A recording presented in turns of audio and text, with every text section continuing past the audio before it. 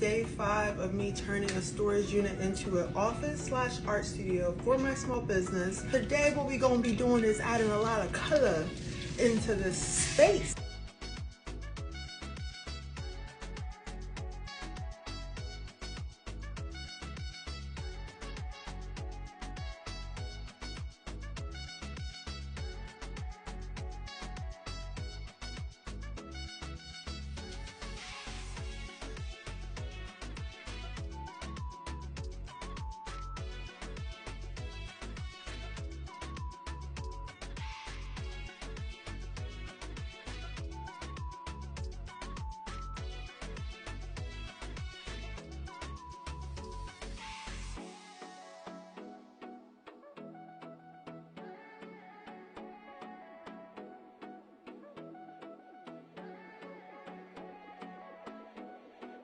Basically, we're done.